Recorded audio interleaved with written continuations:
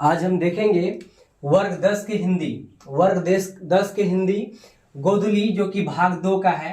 अध्याय 1 चैप्टर का नाम है श्रम विभाजन और जाति प्रथा। श्रम विभाजन और जाति प्रथा के बारे में हम लोग आज अध्ययन करेंगे, जो कि एक निबंध है। क्या है? एक निबंध है। श्रम विभाजन जाति प्रथा क्या है? एक निबंध है, और उसी निबंध के बारे में हम लोग आज अध्ययन करेंगे।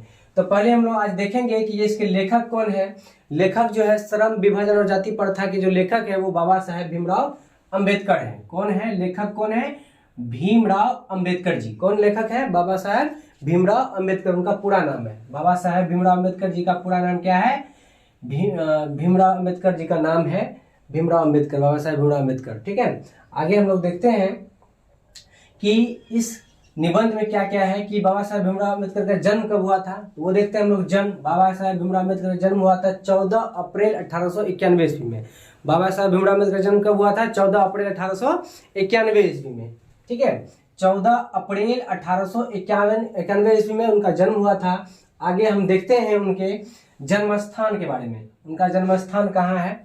जन्म स्थान देखते हैं। जन्म स्थान किस जगह पे उनका जन्म हुआ, उस जगह का नाम बताना है। तो उस जगह का नाम है महू, मध्य प्रदेश के एक दलित परिवार में। कहाँ जन्म हुआ था?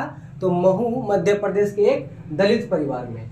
ठीक है, उनका जन्म हुआ था। मध्य प्रदेश के एक दलित परिवार में उनका जन्म हुआ था। आगे देखते हैं उनके पिताजी के बारे में। तो पिता का नाम है, उनके पिता का क्या नाम है? रामजी सकपाल। उनके पिताजी का क्या नाम है? रामजी सकपाल। आगे हम लोग देखते हैं उनकी माता का नाम। उनकी माता का नाम क्या है? तो भीमाबाई। माता का क्या नाम है? भीमाबाई। तो नेक्स्ट उनका है विवाह। बाबा साहब भीमराव अंबेडकर जी का विवाह कब हुआ था? तो विवाह हुआ था 1906 ईस्वी में। कब हुआ था विवाह उनका? 1906 ईस्वी में। ठीक है, आगे हम देखते हैं कि विवाह उनकी जो हुई थी किससे हुई थी। तो उनकी शादी जो हुई थी रामाबाई से हुई थी। किससे हुई थी? रामाबाई। रामाबाई शादी हुई थी। रामाबाई का देहांत होने के बाद, उनकी मृत्यु होने के बाद बाबा साहब भीमराव अंबेडकर ने दोबारा शादी कर लिया। दोबारा शादी किससे किया? तो दूसरी पत्नी का नाम था सविताबाई। दूसरी पत्नी का क्या नाम था? सविताबाई। आगे हम लोग देखते हैं कि बाबा साहब भीमराव अंबेडकर जी मैट्रिक कब किए, मैट्रिक पास कब किए। तो मैट्रिक पास किए 1907 ईस्वी में। कब पास किए? 1907 ईस्वी में पास किए। ठीक है, तो मैट्रिक पास करने के बाद बाबा साहब भीमराव अंबेडकर जो है उच्चतर हायर एजुकेशन के लिए जो है कि आगे की पढ़ाई के लिए, वकालत की पढ़ाई के लिए उन्होंने जो है कि आगे की पढ़ाई के लिए वो कहाँ चले गए? तो अमेरिका चले गए। कहाँ चले गए? पहली बार गए न्यूयॉर्क। न्यूयॉर्क गए। कहाँ गए? न्यूयॉर्क, सॉरी, न्यूयॉर्क गए। कहाँ गए? न्यूयॉर्क कहाँ है? अमेरिका में। न्यूयॉर्क कहाँ है? तो अमेरिका में। अमेरिका से फिर चले गए वो कहाँ? लंदन। कहाँ चले गए? लंदन। लंदन चले गए। लंदन कहाँ है? तो इंग्लैंड में। लंदन कहाँ है? इंग्लैंड में। तो सबसे पहले वो वकालत की पढ़ाई के लिए कहाँ गए? न्यूयॉर्क। न्यूयॉर्क जो कि अमेरिका में है। उसके बाद न्यूयॉर्क के बाद वो चले गए कहाँ? लंदन। कहाँ गए? लंदन। लंदन जो कि इंग्लैंड में है। वहां से उन्होंने जो है कि शिक्षा पाने के बाद भारत वापस आए, और उसके बाद जो है कि उन्होंने यहाँ पे भारत में देखा कि चैप्टर के अनुकूल हम बताएंगे। पहले उसका जीवनी देख लेते हैं बाबा साहब भीमराव अंबेडकर जी का, कि जीवनी में उन्होंने क्या क्या बताया है, उनका क्या क्या हुआ है। जीवनी देखते हैं, उसके बाद आगे हम लोग देखेंगे। तो उनका जो पहले देख लेते हैं कि मृत्यु, बाबा साहब भीमराव अम्बेडकर का मृत्यु कब हुआ था? जो 6 दिसंबर 1956 में हुआ था। कब हुआ था? 6 दिसंबर 1956 में। कहाँ पे हुआ था? तो दिल्ली में। पूछेगा कहाँ हुआ था, तो दिल्ली में बताना है। ठीक है, कब हुआ था? 6 दिसंबर 1956। कहाँ हुआ था? तो दिल्ली में। ठीक है, आगे हम लोग देखते हैं कि बाबा साहेब भीमराव अंबेडकर का संपूर्ण वाङ्मय कितने खंडों में प्रकाशित है? तो 21 खंडों में। बाबा साहेब भीमराव अंबेडकर जी का संपूर्ण वाङ्मय कितने खंडों में प्रकाशित है? 21 खंडों में। आगे हम लोग देखते हैं कि श्रम विभाजन और जाति प्रथा को हिंदी में रूपांतरित किसने किया। तो ये इंग्लिश में एक भाषण दिया हुआ भाषण है, ये एनिहिलेशन ऑफ कास्ट का एक अंश है। तो उसको देखते हैं कि हिंदी में रूपांतरित किसने किया श्रम विभाजन और जाति प्रथा को। तो हिंदी में रूपांतरित किया है ललई सिंह यादव ने। किसने किया है? ललई सिंह यादव ने किया है। ठीक है, आगे देखते हैं हम लोग कि बाबा साहेब भीमराव अंबेडकर के कितने प्रेरक व्यक्ति थे? तो 3 प्रेरक व्यक्ति थे। 3 प्रेरक व्यक्ति थे। कितने? 3। तो पहला का नाम है बुद्ध, दूसरा का नाम है कबीर, तीसरा का नाम है ज्योतिबा फूले। बुद्ध, कबीर और ज्योतिबा फूले, ये 3 प्रेरक व्यक्ति थे ठीक है। आगे देखते हैं इनका प्रमुख रचना क्या है, बाबा साहब भीमराव अम्बेडकर प्रमुख रचना। तो प्रमुख रचना जो है कि इनका सभी रचना इनका इंग्लिश में ही है, अंग्रेजी में ही है, सभी रचना इसका क्या है, अंग्रेजी में है। तो हम लोग देखते हैं कि इनका पहला रचना क्या है। पहला है द कास्ट इन इंडिया, क्या है, the caste in India their mechanism, क्या है, the caste in India their mechanism.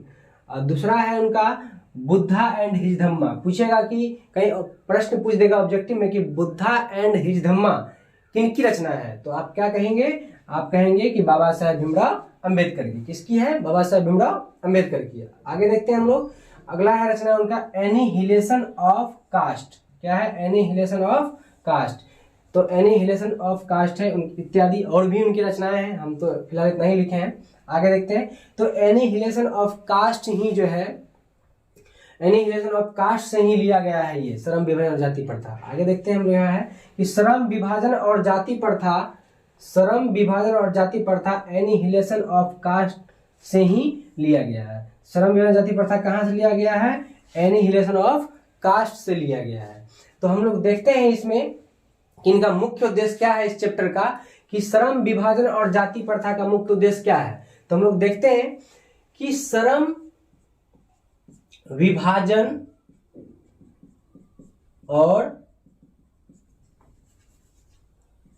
जाति प्रथा, तो बाबा साहब भीमराव अंबेडकर जब पढ़ाई उच्चतर शिक्षा ग्रहण करने के बाद जब इंडिया वापस आए तो उन्होंने देखा कि भारत में बहुत ही छुआछूत की प्रथा है, छुआछूत की प्रथा था। सभी लोग एक दूसरे से भेदभाव करते थे, उच्च जाति के लोग नीचे जाति के लोग से भेदभाव करते थे, और जात के आधार पर यहाँ पे श्रम को भी बांट दिया गया था। तो यहाँ पे इसका मतलब शीर्षक का कहना वही है, देखिएगा, श्रम, श्रम का मतलब क्या होता है, मेहनत या मजदूरी, मेहनत या, चलिए मेहनत या मजदूरी लिख देते हैं हम लोग, मेहनत या मजदूरी, ठीक है। विभाजन का मतलब क्या होता है, बंटवारा, और जाति प्रथा यानी कि जाति के आधार पे श्रम को क्या कर दिया गया था, बांट दिया गया था, यानी कि जाति के आधार पे श्रम को बांट दिया गया था भारत में। कहने का मतलब यह हुआ कि जो व्यक्ति जिस जाति का है वो वही काम करेगा, अन्यथा दूसरा काम नहीं कर सकता था। ये प्रथाएं थी भारत में, ठीक है, बहुत ही खराब प्रथाएं थी। ये प्रथा को खत्म करने का काम बाबा साहब भीमराव अंबेडकर जी ने किया। किसने किया, बाबा साहब भीमराव अंबेडकर जी ने। संविधान निर्माता किसे कहा जाता है, तो बाबा साहेब भीमराव अंबेडकर को। संविधान को किसने लिखा है, तो बाबा साहेब भीमराव अंबेडकर जी ने लिखा है संविधान निर्माता। आगे हम लोग देखते हैं कि श्रम विभाजन को किस तरह से बांटा गया। तो हम लोग देखते हैं कि हिंदू समाज में, खासतौर पर हिंदू में देखते हैं हम लोग, तो यहाँ पे देख लीजिए हिंदू वर्ण व्यवस्था, हिंदू वर्ण व्यवस्था।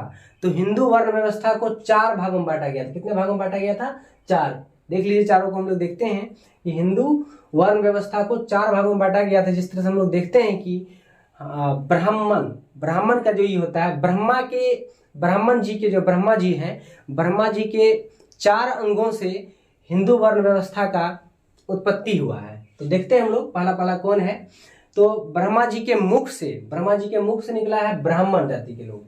ब्रह्मा जी के मुख से कौन सा जाति निकले हैं, तो ब्राह्मण, जिसको हम लोग पंडित जी लिखते हैं, जो पूजा वूजा कराते हैं पंडित जी की, उसी को कहते हैं हम लोग।